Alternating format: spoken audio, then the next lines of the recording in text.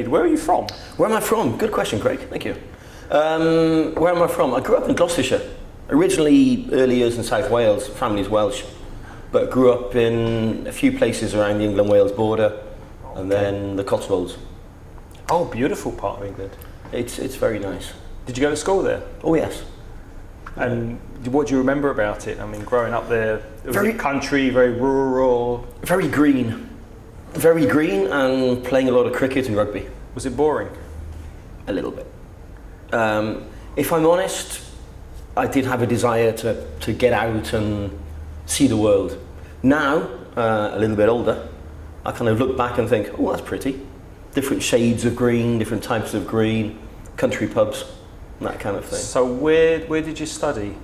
Did you go away to university somewhere else? Yeah, I went in Hertfordshire. Another very nice part of England. Yeah. Yeah. Which part of Hertfordshire though? I was actually in Hertford, which is a very nice small town, and about 40 minutes north of London. So yeah, it was quite nice. And what did you study there? What was your major? I studied a fantastically called course, Decision Studies. What's that? Yeah, it was a kind of mathematical-based business degree.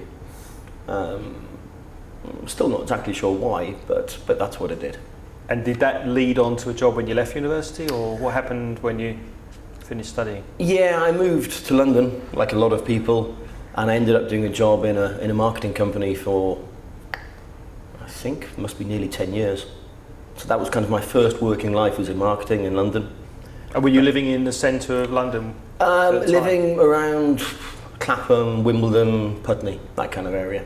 Close, but not completely in the centre. That's a long time to stay in that area, so you must have got something out of it. You must have enjoyed it. I did, and I had a good life, and I think it was really exciting to live in London for a good number of years. You know, a lot of people ask me here, which is best, Valencia or London? And they're kind of both fantastic as part of the journey. So, yeah. I also managed to acquire a very large mortgage, which meant I couldn't leave even if I wanted to. So, right. Did that job let you travel a lot, or was it mainly based in London? Yeah, no, I was a European account manager and account director, so I travelled a lot. And in the times before we had the euro, so I still now have a collection of different coins, Belgian francs and French francs and German marks for the different trips we had to the different offices, and that was fantastically fun. Because it was at the days, I think, when air travel was fun. If you flew for an hour, you were brought a nice meal, you relaxed, you had a glass of wine. It was a very nice experience. Not really the same now as going home on Ryanair. It's a slightly different experience. How did you change from marketing to teaching English? I left that company. I was actually given the option of redundancy, which I grabbed with both hands and basically cleared my debts, went travelling for a while, went to South America, started to learn a little bit of Spanish, and then I came back to London thinking, I need to do something different. I'd always kind of denied that I wanted to do teaching. I think I'm a little bit stubborn, obstinate. My father's a teacher, my sister's a teacher, and they all expected me to be a teacher. So I stubbornly went, no, I'm going to do a business course, which I don't particularly enjoy, and then eventually I did kind of come around to thinking, I should be teaching. Are you happier now as a teacher than you were as a... Absolutely. Much happier, much happier. Salary's a bit different. it's yes, the salary is very different, but yeah, don't mention that bit. No, but it is. But I am immensely happy now, much happier. Why did you go to South America? I'd always wanted to go to Rio. I don't know why. I knew there was a carnival there. Did you see the carnival? Yes. I had 93 days on my travel insurance, and I flew into Quito in Ecuador on one side and travelled more or less across the middle to Brazil. So you were like 3 months travelling? Yeah, which was a fantastic experience. What stands out most as being like the highlights of the trip? Was it the time in Rio or other areas? The time in Rio was, yeah, it was an amazing spectacle. And in Peru and Ecuador, there's a lot of things which people talk about, Machu Picchu, which I went to, But for me, the biggest highlight was a place called Mitad del Mundo, which is in Ecuador. That's in Ecuador. Which is obviously where the equator passes through. And it's about half an hour in a taxi from Quito, and nobody talks about it. And you go there, and it's the line where the equator is. And what's special about it? Get this. It's basically they have a big tub of water with a plug. And if you move it to one side, the northern part of the hemisphere, that. It goes the water goes this way, move it the other way. It goes the other way. Put it on the line, and the water straight down the middle. And you saw that happen? Yeah, and it was just, I paid I think $2 to see it, and this girl took us around the garden, and I was there going like, do it again, it's brilliant. And they have a nail which you can balance an egg on top. Because there's no gravitational force on the yolk inside the egg. Oh, wow. So it just stands like, and for me, that was just unexpected. You know, I wasn't expecting any kind of, if you go to Machu Picchu, everybody tells you how amazing it is, how wonderful it is. This was just a surprise. So being like having this connection with maybe Spain or the language, did you ever feel that you might want to try living there for a while? I thought about it. Because I did a little bit of teaching a few days in Peru. Were you qualified then? No. And then you had a passport? I had a passport, and I was born in a English-speaking country. I thought about it, and then I thought actually, you know, maybe my parents in Britain, and I'd started learning Spanish, and I'd always wanted to learn a language. And I think, I don't know, when I was young in Britain, people who spoke a foreign language were some kind of mystical geniuses. Freaks and footballers. Not English footballers, clearly, because, you know, one language is quite a stretch for some of them. Yeah. But it was just, so I learned a little bit of Spanish, and I thought, right, maybe Spanish is the route to go. So how did you end up in Valencia? I've been living in London for 10 years, and I knew I didn't want to go to Barcelona or Madrid because I'd lived in the big city, and London's fantastic, but there's no spontaneity. You know, if a friend says, do you want to meet for a drink? You have to arrange for the next Tuesday, the next Wednesday. Book a restaurant. Yeah, I can get this tube line to here. So I thought, big cities, no. The British territories of, you know, the south and Benidorm, no. Yep. You know, I still had dreams I'd be the British person in a fishing village. And so Valencia was the obvious choice? Valencia seemed an obvious choice. I was between Salamanca and Valencia, and I'd never lived on the coast. And I think in 2004, Valencia won a football competition, so there was a little bit of publicity. They haven't won anything since, so sorry about that. But so I chose Valencia. Did you know any Spanish before you came here?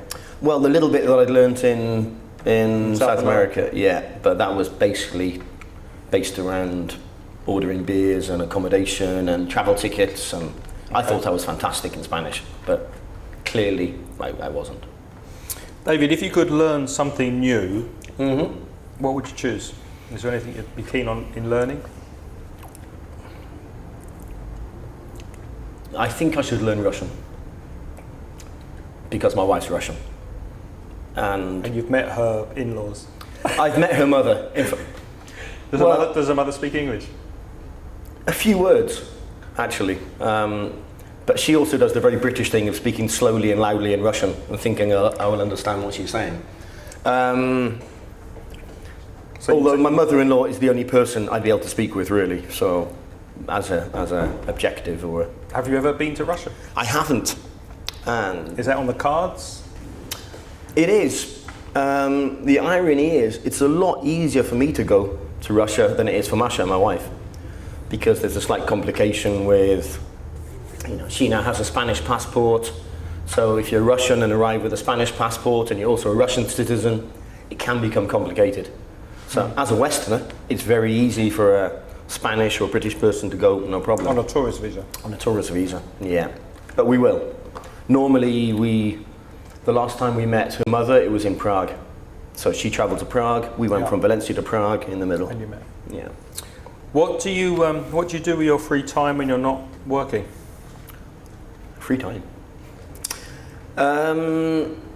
That's the time between lessons. I plan my lessons, obviously. Of course. When you finish planning your lessons and you want to relax or do a hobby or anything, what do you tend to do? I love cycling and swimming and exercise and eating. You're looking very trim, actually. You've been doing a lot of stuff this summer. These biscuits aren't helping, are they? Really? So cycling, swimming, you go to the gym? Yeah, I go to the gym. I'm not fanatical. I like to do a little bit of everything, or I get bored. Any other hobbies? The usual. I mean, films and reading. I'd like to travel. Traveling is a hobby, but it's not that easy at the moment. Okay. Can you talk a bit about what you hope to do in the future, the long-term future? Yeah, well, the short-term future, next year, we're going to Liverpool for a year. So I'm going to study a master's in education and linguistics. So the three of us are going to go to Liverpool. Sasha, wife's daughter, is going to go to a school there for a year, which is going to be a fantastic experience for her. For sure. Because, she only speaks 3 languages now, with Spanish, Russian and English. And I think it's going to be good fun. And after that, the plan is to come back to Valencia. But, it's exciting to know that there are options available. Okay. Now, David, we move into the quickfire hot seat. Oh, come on then. I better Part of the have some interview. chocolate. So I'm going to ask you some short questions. Just tell me what you think. The quickfire hot seat. What makes you happy? Biscuits. Yeah, biscuits and nice experiences with my family. Good quality time. What annoys you?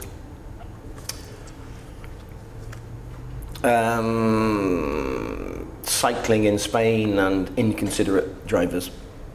You mean the people who park in the middle of the cycle lanes? Yeah, the people who accelerate off the roundabout and nearly kill you, and they go, "Oh, I'm sorry." That. Inconsiderate drivers. Yes, and Welsh rugby. That frustrates the hell out of me. Why? Because we keep losing. Okay. If you could change something about your character, what would you change?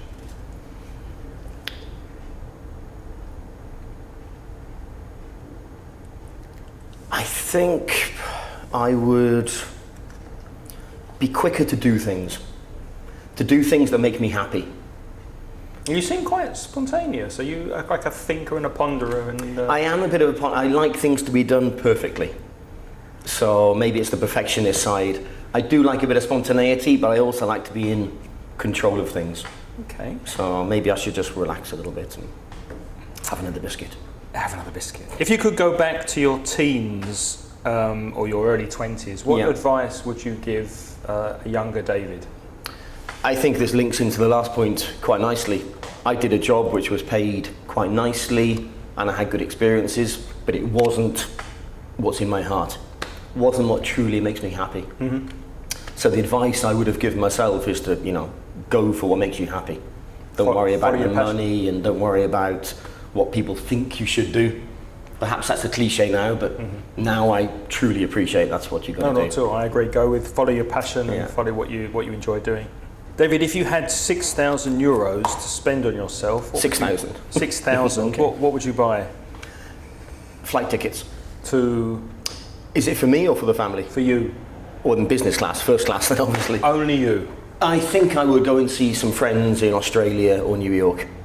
Or possibly take a really nice convertible car and drive down through Italy. Why Italy? I've been to a couple of places, but I've travelled a lot around the world, but long distances. What I haven't really seen is the amazing culture that we've got here in Europe. So, I've been to the top of Italy and the bottom, but I think I'd like to relax and, drive around and see so many different things. Okay. And I do like the wine. Finally, if you could choose a superpower, what would you choose?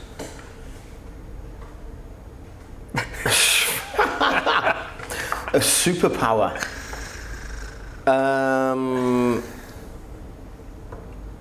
I think it would have to be to time travel. Where would you go? I would Forward or back? well, I would go forward to see who wins the World Cup, and then make sure I bet on the correct team. Yeah. And then I would go back to make sure I did my life properly this time. As happy as I could be. Okay. But I am happy. I can see that. David, thank you very much. Thank you, Craig.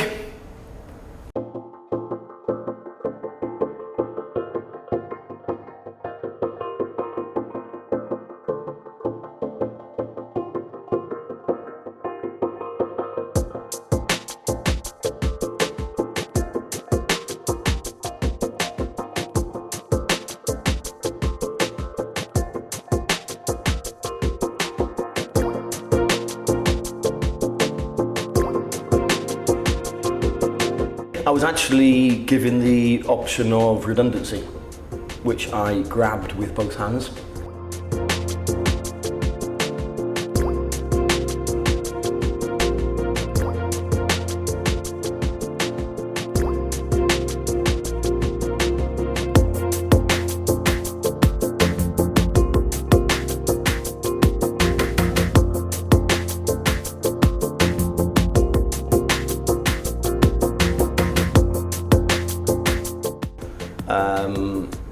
But for me, the biggest highlight was a place called Mitad del Mundo.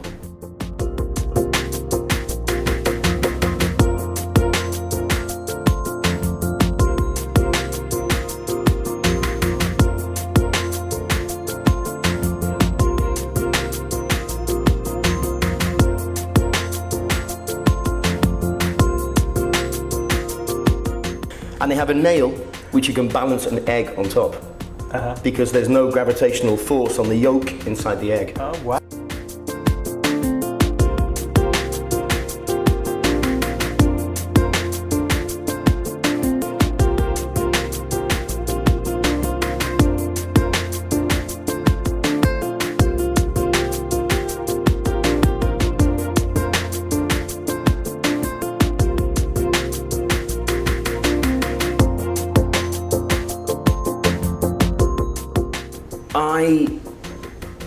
Well, I've been living in London for 10 years, and I